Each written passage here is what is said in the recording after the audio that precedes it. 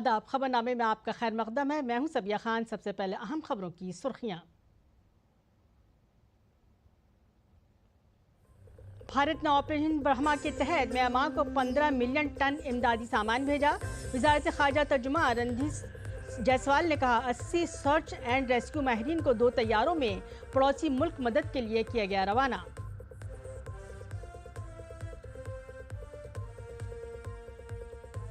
Myanmar में जलजिले से मरने वालों की तादाद 1000 से तजावुज, 2376 अफराद जख्मी।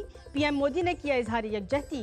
ऑपरेशन ब्रह्मा के तहत भारत ने इमदादी सामान किया रवाना।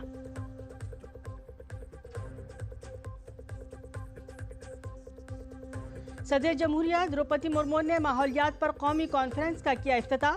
कहा आने वाली नस्लों को साफ सुथरे माहौल की मीरास देना हमारी जिम्मेदारी।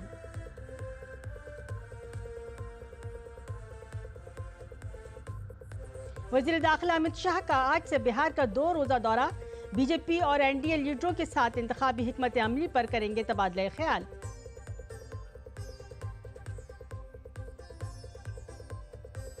छत्तीसगढ़ के सुकमा में 16 नक्सलाइट हलाक, 2 फौजी जख्मी। मौके से 10 AK-47 बरामद। अमित शाह ने नक्सलिज्म को जड़ से उखाड़ फेंकने के आज़म का किया यादा।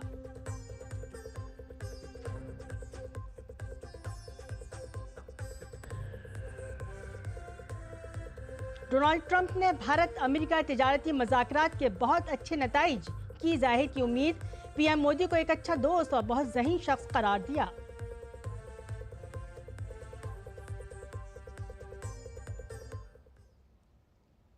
खबरें तफसील से। वजारत खारजा म्यांमार में आने वाले जलजिले के पेश नज़र ऑपरेशन ब्रह्मा के जरिए खुसूसी इमदादी सामान और इमदाद फराहम करने में मसरूफ़ है। ऑपरेशन ब्रह्मा पर एक खुसूसी प्रेस कॉन्फ्रेंस में वजारत खारजा के तर्जुमान रणधीर जायसवाल ने कहा कि हिंदुस्तान म्यांमार के बहरान में फ़ाल तौर पर पहले मददगार का किरदार अदा कर रहा है। उन्होंने कहा कि वज़ीर आज़म नरेंद्र मोदी ने आज म्यांमार के फ़ौजी सरबराह से बात की और हर मुमकिन मदद का यकीन दिलाया। वज़ीर आज़म ने म्यांमार के बारे में अपने खदशात का इजहार करते हुए कहा कि हिंदुस्तान इस बहरान में म्यांमार को हर मुमकिन मदद भेजना चाहता है। A massive earthquake struck Myanmar yesterday around afternoon time. We all are aware of the kind of destruction that it has left. Massive loss of life and property has been reported. Soon after the tragedy struck Myanmar, our Prime Minister conveyed his concerns and expressed that India was ready to provide all support, all possible support to Myanmar, to the people of Myanmar and the government of Myanmar in this hour of crisis.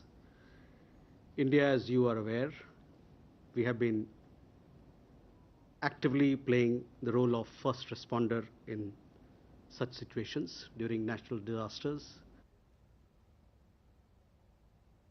वजारत खारजा के तर्जुमान ने कहा कि operation Brahma के तहत भारत ने अब तक 15 million ton इमदादी सामान म्यांमार के जरिए जलजिले से मुतासरा इलाकों में भेजा है। There are 80 NDRF search and rescue team personnel specialists, along with equipment, relief material, and a canine squad is also part of this team. Obviously, there are gen sets, hygiene kits, food packets, essential medicines, kitchen sets, which form part of this second tranche of relief material that is being sent to Naypyidaw. They are expected to reach Naypyidaw later this evening, and thereafter they'll be taken from there with the help of the local government.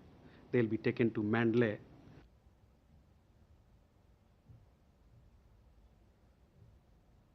Myanmar में जलजिले से हलाकतों की तादाद 1000 से तजावुज़ कर गई है, जबकि 2376 अफराद ज़ख्मी हुए हैं। म्यांमार की फ़ौजी हुकूमत ने खदशा जाहिर किया है कि हलाकतों की तादाद बढ़ सकती है। इसी दौरान गुज़श्ता रात म्यांमार में एक बार फिर जलजिले के झटके महसूस किए गए। नेशनल सिमोलॉजिकल सेंटर के मुताबिक जलजिला रात 11:56 पर आया और स्केल पर इसकी शिद्दत 4.2 रिकॉर्ड की गई। इससे कबल जुमे के दिन के वक्त म्यांमार में 7.7 शिद्दत के ताकतवर जलजले के झटके महसूस किए गए थे। म्यांमार के शहर मांडले में आने वाले जलजले से शहर की सबसे बड़ी ईसाई खानका समेत कई इमारतें तबाह हो गईं।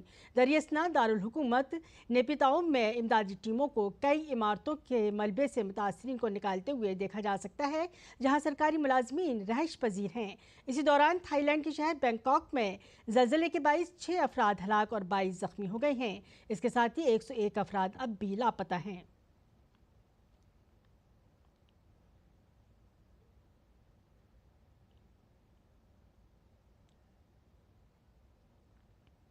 म्यांमार की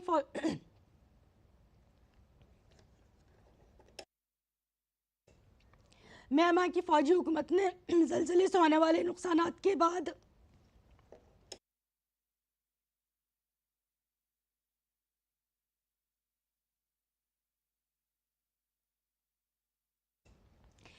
म्यांमार की फौजी हुकूमत ने जलजले से होने वाले नुकसानात के बाद दुनिया भर के ममालिक से मदद की अपील की है। सीनियर जनरल मिन आंग हलांग ने कल सरकारी टेलीविज़न पर कहा कि उन्होंने बैनुल-अक़वामी इमदाद के लिए चैनल खोले हैं। भारत और जनूब मशरक़ी एशियाई हलाक ब्लॉक आसियान की तरफ से मदद की पेशकश कबूल की है। इसके अलावा दुनिया के कई ममालिक म्यांमार की मदद के लिए आगे आ रहे हैं।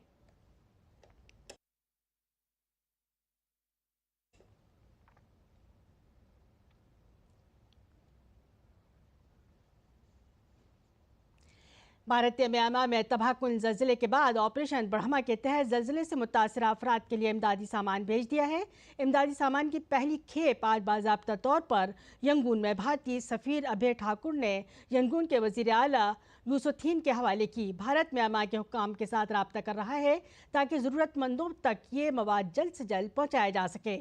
इसके अलावा म्यांमार में ज़रूरतमंद भारतीय शहरियों के लिए एक हंगामी हेल्पलाइन नंबर +9595 419602 जारी किया गया है। साथ ही भारतीय सिफारत खाने के अहलकार भी म्यांमार में मुकीम भारतीय कम्युनिटी के साथ मुसलसल राब्ते में हैं।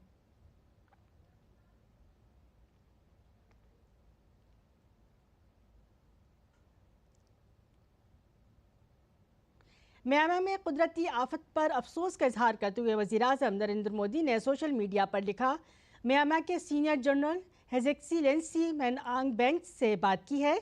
तबाहकुन जलजिले में होने वाली हलाकतों पर अपनी गहरी ताज़ियत का इजहार किया है। एक करीबी दोस्त और पड़ोसी होने के नाते भारत इस मुश्किल वक्त में इमदादी टीमों के साथ खड़ा है। ऑपरेशन ब्रह्मा के तहत मुतासरा इलाकों में मदद भेजी जा रही है। थाईलैंड में आने वाले जलजिले में अब तक किसी भारतीय के हलाक होने की कोई इत्तला नहीं है। जलजिले के बाद से बैंकॉक में भारतीय सिफारत खाने के अहलकार थाई हुक्काम के साथ मिलकर सूरत हाल पर गहरी नज़र रखे हुए हैं। भारतीय सिफारत खाने ने थाईलैंड में मुकीम हिंदुस्तानी शहरियों के लिए हंगामी नंबर +6661 881 9218 जारी किया है। थाईलैंड में रहने वाले हिंदुस्तानी शहरी किसी भी इमरजेंसी की सूरत में इस नंबर पर रब्ता कर सकते हैं। बैंकॉक में हिंदुस्तानी सिफारत खाने और चियांग माई में कौंसलेट जनरल के तमाम अरकान महफूज हैं। वज़ीर-ए-आज़म नरेंद्र मोदी कल नागपुर के दौरे पर रहेंगे। इस दौरे के दौरान वज़ीर-ए-आज़म RSS हेडक्वार्टर का दौरा करेंगे। वज़ीर-ए-आज़म के दौरे के लिए नागपुर में बड़े पैमाने पर तैयारियां जारी हैं। आइए देखते हैं वज़ीर-ए-आज़म के दौरे से मुताल्लिक़ ये खुसूसी रिपोर्ट। वज़ीर-ए-आज़म नरेंद्र मोदी इतवार को RSS हेडक्वार्टर के अपने पहले दौरे के साथ तारीख रकम करने वाले हैं। हिंदू नए साल के आगाज के दिन वज़ीर-ए-आज़म के इस दौरे को बहुत अहम करार दिया जा रहा है। वज़ीर-ए-आज़म यहां RSS के और दूसरे सरसंघ चालक माधव सुदर्शे ग्वालकर बानिया डॉक्टर केशव बलिराम हेडग्वारुक को खराज अकीदत पेश करेंगे। वज़ीर-ए-आज़म माधव नेत्रालय की इमारत की तौसी का संग बुनियाद भी रखेंगे और एक इज्तिमा से खिताब करेंगे। इस दौरान RSS के सरबराह मोहन भागवत PM के साथ मौजूद रहेंगे। वज़ीर-ए-आज़म दीक्षा भूमि भी जाएंगे और बाबा साहेब अम्बेडकर को खराज अकीदत पेश करेंगे। 30 मार्च को भारत के सम्मान्य प्रधानमंत्री सम्मान्य नरेंद्र जी मोदी पवित्र दीक्षा भूमि पर आ रहे हैं। जो बाबा साहब का मध्यवर्ती स्तूप है, उस स्तूप में बाबा साहब के पवित्र अस्थि को वो पुष्प अर्पित करेंगे। उसके बाद वो उस अस्थि कलश को एक प्रदक्षिणा करके तथागत भगवान गौतम बुद्ध की मूर्ति जो स्थापित है उस स्तूप में, उस मूर्ति को पुष्प अर्पित कर कर दीप और मोमबत्ती और अगरबत्ती प्रज्वलित करेंगे और बुद्ध वंदना लेंगे। वजीर आजम solar defence and aerospace limited की गोला बारूद की सहूलत का भी दौरा करेंगे। वहां वजीर आजम नौ तामीर शुदा 1250 मीटर तवील हवाई पट्टी और लाइव गोला बारूद और वॉर हेड टेस्टिंग सहूलत का इफ्तिताह करेंगे। Bureau report, DD news Urdu खबरें। सदर जमहूरिया द्रौपदी मुर्मू ने माहौलियाती तहफ़्फ़ुज़ पर कौमी कॉन्फ्रेंस का इफ्तिताह किया। उन्होंने कहा कि साफ़ सुथरे माहौल की मीरास आइंदा नस्लों तक पहुँचाना हमारी जिम्मेदारी है। माहौल को मज़ीद काबिल रिहाइश बनाना न सिर्फ हमारी जिम्मेदारी है बल्कि हमारे लिए एक चैलेंज भी है। ये हमारे नैतिक दायित्व है कि आने वाली पीढ़ियों के लिए हम स्वच्छ पर्यावरण की विरासत प्रदान करें। इसके लिए हमें पर्यावरण के प्रति सचेत, संवेदनशील जीवन शैली अपनानी होगी ताकि पर्यावरण का संरक्षण तो हो ही, इसके अलावा उसका संवर्धन भी हो तथा पर्यावरण और अधिक जीवंत बन सके। स्वच्छ पर्यावरण की विरासत और आधुनिक विकास का समन्वय करना एक अवसर भी है और हम लोगों के सामने चुनौती भी है। सदर जमहूरिया ने कहा कि तरक्की की भारतीय विरासत की बुनियाद नशोनुमा है, ना कि इस्तेहसाल, तहफ़्फ़ुज़ ना कि खात्मा। पिछले 10 सालों के दौरान भारत ने बैनुल अक़वामी मुआहदे के मुताबिक नेशनैलिटी डिटरमाइंड कंट्रीब्यूशन को मुक़र्ररा वक्त से पहले ही मुकम्मल किया है। इसके लिए मैं हुकूमत हिंद, वज़ारत माहौलियात, रियासती हुकूमत और तमाम हमवतनों की सताइश करती हूँ। विकास की भारतीय विरासत का आधार पोषण है, शोषण नहीं, संरक्षण है, उन्मूलन नहीं। इसी विरासत के अनुरूप हम विकसित भारत की दिशा में आगे बढ़ना चाहिए। पिछले दशक के दौरान भारत ने अंतर्राष्ट्रीय समझौतों के अनुसार तय किए गए नेशनैलिटी डिटरमाइंड कंट्रीब्यूशंस को समय से पहले पूरा करने की अनेक उदाहरण प्रस्तुत किए हैं। इसके लिए मैं भारत सरकार, विशेषकर पर्यावरण मंत्रालय, राज्य सरकार, सभी स्टेक होल्डर्स तथा देशवासियों की सराहना करती हूँ। माहौलियात पर कौमी कॉन्फ्रेंस से खिताब करते हुए मरकजी जंगलात और माहौलियात के वजीर भूपिंदर यादव ने कहा कि सर्वे भुवंतु सिप्टना का मंत्र सिर्फ इंसानी हुकूक के तहफ़्फ़ुज़ तक महदूद नहीं है बल्कि ये नबातात, हैवानात, दरियाओं और पहाड़ों समेत ज़िंदगी की तमाम शक्लों तक भी फैला हुआ है। माहौल की हिफाजत हमारा बुनियादी फ़र्ज़ है। Environment protection is in Indian ethos. The mantra of Sarve Bhavantu Sukhina is confined not just to the protection of human rights, but the protection of all life forms, including the flora and fauna and our rivers and mountains. Environmental protection is also a fundamental duty enshrined in our Constitution. But international level, under the Paris Agreement, the world arrived at a consensus that the global community needs to unite to fight climate change.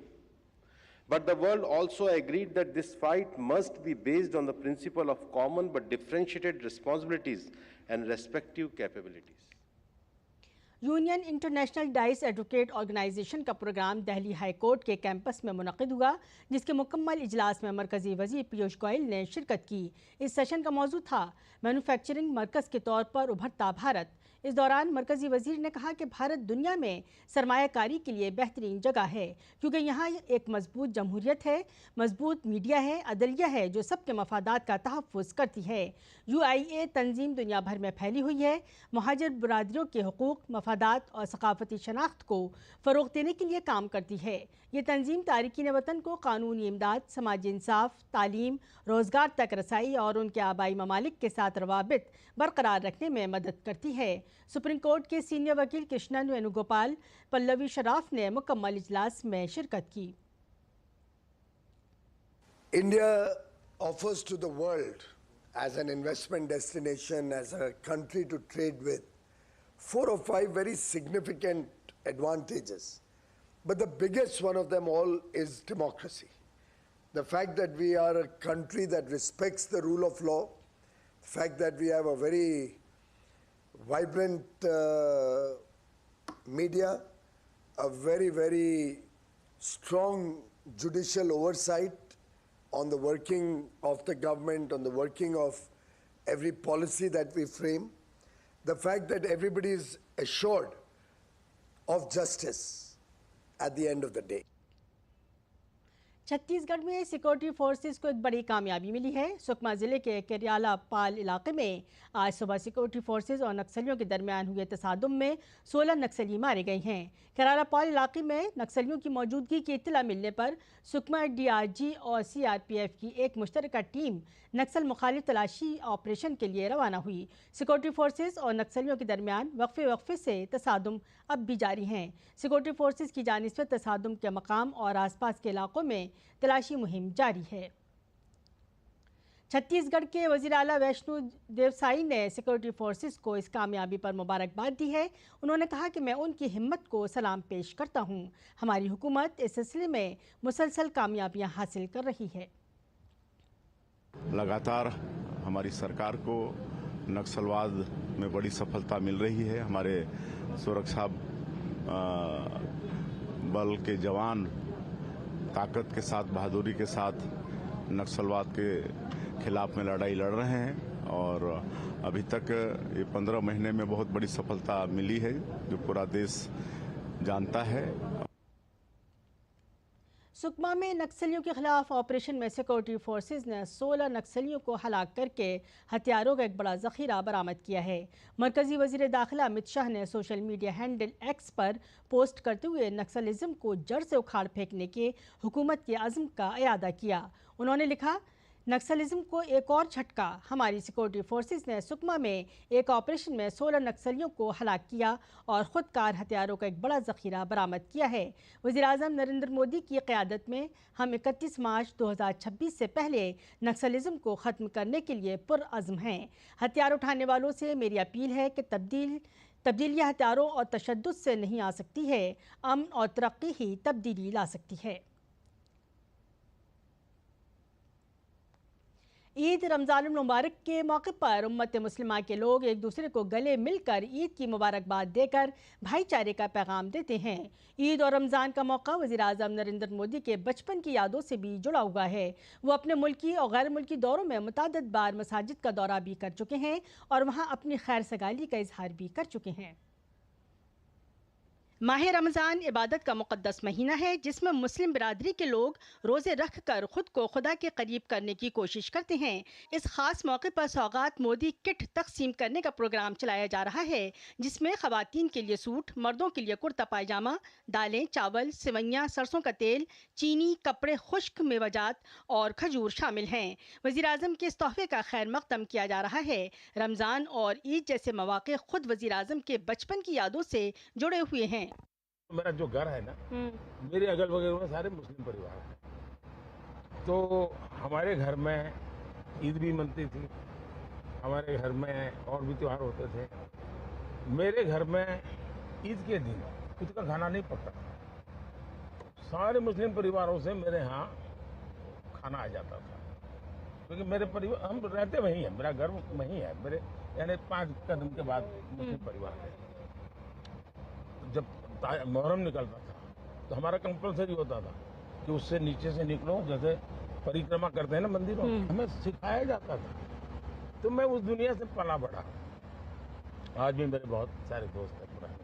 वज़ीर-ए-आज़म नरेंद्र मोदी की क़यादत में मौजूदा हुकूमत सबका साथ, सबका विश्वास, सबका प्रयास के मंत्र पर काम कर रही है।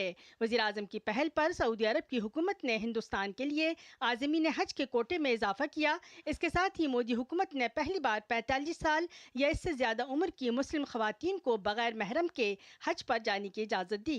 मुस्लिम बहनों के लिए वज़ीर-ए-आज़म का एक और तारीख़ी कदम उन्हें 3 तलाक़ से आज़ाद करना था। इस बुराई के खिलाफ कानून बनाकर मुसलमान ख़वातीन को जुल्म ज़्यादती से निजात दिलाई गई। ये 3 तलाक आपके जीवन पर तो खतरा था ही था। मेरी मुस्लिम बेटियों के सर पे तलवार लटकती रहती थी। मोदी ने आपकी रक्षा तो की है, लेकिन मोदी ने हर मुस्लिम परिवार की भी रक्षा की है क्योंकि मुस्लिम परिवार का वो पिता वो कभी सोचता था कि बेटी की शादी करके भेजा तो है, 2-3 बच्चे हो जाएंगे, उसके बाद अगर वो 3 तलाक करके वापस भेज देगा तो मैं बेटी को कैसे संभालूं। वज़ीर आज़म ने पसमानदा मुसलमानों के दर्द को समझा जो समाजी, मुआशी और तालीमी महाज पर पीछे रह गए और अपने हुकूक के लिए आवाज़ उठाई। पीएम ने इस ग्रुप को बाइख्तियार बनाने पर जोर दिया जिसे वोट बैंक की सियासत की वजह से पसमानदगी की दलदल में ढकेल दिया गया था। मजहबी हम आहंगी के जज्बे को मजबूत करने के लिए वज़ीर आज़म नरेंद्र मोदी हर साल अजमेर शरीफ में ख्वाजा मोइनुद्दीन चिश्ती की दरगाह पर चढ़ाई जाने वाली खुसूसी चादर भेजते हैं। वज़ीर आज़म मुल्की और गैर मुल्की दौरों के दौरान मुतअद्दिद बार मशहूर मसाजिद का दौरा भी कर चुके हैं, जिसमें बंदर सेरी बेगवान ब्रुनई में मशहूर उमर अली सैफुद्दीन मस्जिद, काहिरा यानी मिस्र में तकरीबन 1000 साल पुरानी मस्जिद अल हकीम, सिंगापुर में चूलिया मस्जिद, जुनूब मशरकी एशिया की सबसे बड़ी मस्जिद मस्जिद इस्तक़लाल जो इंडोनेशिया की मशहूर मस्जिद ज़ाबू में वाक़ है, अम्मान की सुल्तान काबूस शाही मस्जिद, मुत्तहिदा अरब अमारात की मशहूर शेख जायद मस्जिद, अहमदाबाद में वाक़ मशहूर सैयदी सैयद मस्जिद, इंदौर में वाक़ सैफी मस्जिद का दौरा भी शामिल है। वज़ीर आज़म मुसलसल दाऊदी बोहरा बरादरी की तारीफ कर रहे हैं। वज़ीर आज़म ने 10 फरवरी 2023 को मारोल मुंबई में नए कैंपस का इफ्तिताह किया। अल जामियतुस सैफिया दाऊदी बोहरा कम्युनिटी का अल जामियतुस सैफिया सबसे बड़ा तालीमी इदारा है। वज़ीर आज़म ने तब कहा था कि दाऊदी बोहरा कम्युनिटी ने बदलते हुए वक्त और तरक्की के मुताबिक खुद को साबित किया है। Bureau report, DD news Urdu खबरें। गरीब मुसलमानों में सौगात मोदी किट्स तकसीम करने पर अपोजिशन की तनकीद पर महाराष्ट्र के नायब वज़ीर आला एकनाथ शिंदे ने कहा, ये लोग लोकसभा इंतखाबात के दौरान झूठ फैलाया कि आइन बदल दिया जाएगा। मोदी जी ने 35 करोड़ लोगों को गुर्बत की लकीर से बाहर निकाला, 80 करोड़ लोगों को मुफ्त राशन दिया, लखपति दीदी योजना दी, ड्रोन दीदी योजना दी, जनधन योजना दिया है। क्या इसमें सिर्फ हिंदू हैं? क्या इसमें मुसलमान ईसाई शामिल नहीं हैं? सभी लोग शामिल हैं, कोई तफरीक नहीं है। सभी स्कीमें सभी बिरादरियों, सभी मज़ाहिब के लोगों के लिए हैं। ये जो बोलने वाले जो है उन्होंने लोकसभा के चुनाव में कैसा बर्ताव किया है, कैसे फेक नैरेटिव को फैलाया, आरक्षण जाएगा, संविधान बदलेगा, मुसलमानों के लिए डर पैदा किया, सब कुछ किया, संविधान खतरे में ऐसा कहा गया।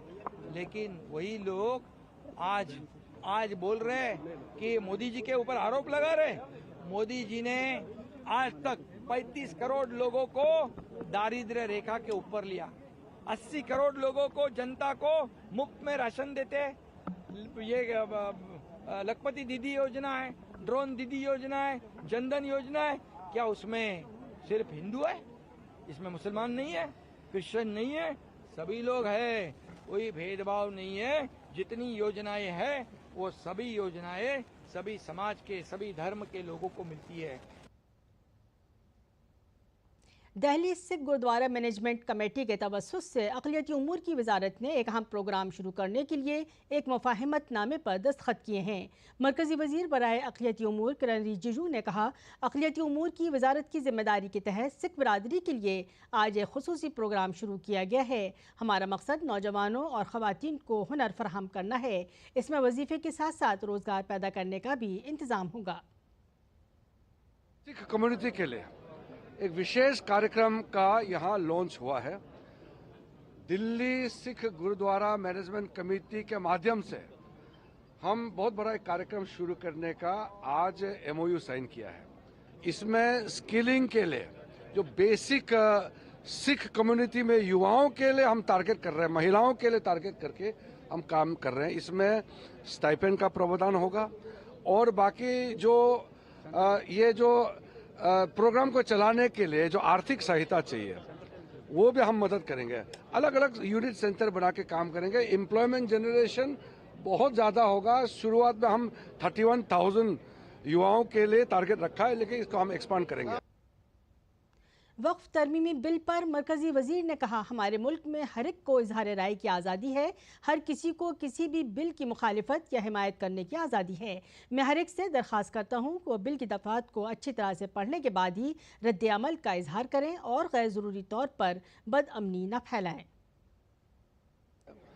हमारा देश में सबको बोलने का आज़ादी है। कोई भी बिल, कोई भी कानून को समर्थन या विरोध करने का आज़ादी है। मेरा सभी को एक ही अनुरोध है कि बिल में जो प्रावधान है उसको अच्छी तरह से पढ़ करके प्रतिक्रिया करना चाहिए। जब मैं बिल रखूंगा पार्लियामेंट में, ध्यान से सुनना है। अगर एक भी वाक्य, एक भी पॉइंट निगेटिव है, मुसलमान कम्युनिटी के लिए नुकसान पहुंचाने वाला प्रावधान है, तो आप बताइए ना। बिना मतलब का अगर माइक बजा बजा करके कॉलोनी में झूठे बातें, अफवाहें फैला रहा है, ये बिल्कुल नहीं होना चाहिए। बिहार में इस साल असेंबली इंतखाबात होने वाले हैं। ऐसे में सियासी जमातों ने तैयारियां शुरू कर दी हैं। इसी सिलसिले में भारतीय जनता पार्टी के सीनियर लीडर और मरकजी वजीर दाखिला अमित शाह आज बिहार के दौरे पर होंगे।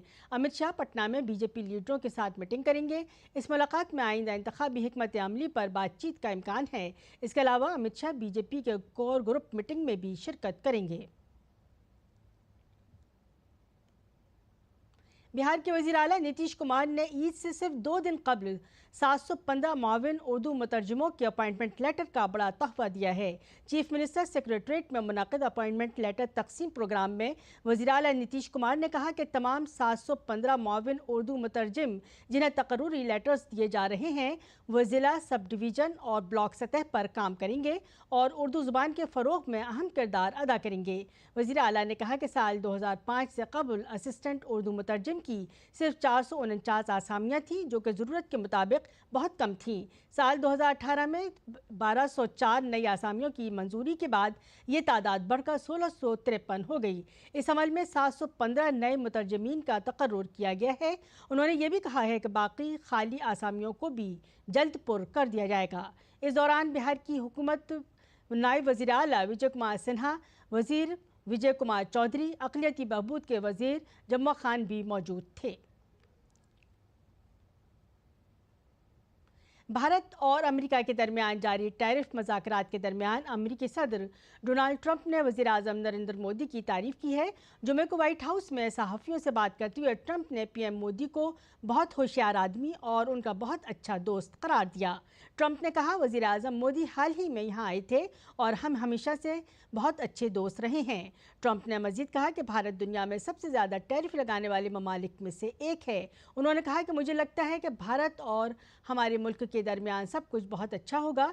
मैं कहना चाहता हूं कि आपके पास एक शानदार वज़ीर आज़म हैं। गौरतलब है कि ये पहला मौका नहीं है जब अमेरिकी सदर ने वज़ीर आज़म नरेंद्र मोदी की तारीफ़ की हो। वो पहले भी ऐसा करते रहे हैं। हाल ही में पीएम मोदी के अमेरिकी दौरे के दौरान उन्होंने वज़ीर आज़म मोदी को एक अजीम लीडर और ख़ुद से बेहतर मज़ाकरातकार बताया। Well, you know, Prime Minister Modi was here just recently, and we've always been very good friends. India is one of the highest tariffing nations in the world. You know that. I know. Thank you for shaking your head, but it's brutal. It's brutal. They're very smart, and he's a very smart man and a great friend of mine, actually. And we had very good talks. I think it's going to work out very well between India and our country. इसी खबर के साथ खबरनामे को ख़त्म करते हैं। इजाज़त दीजिए। आदाब।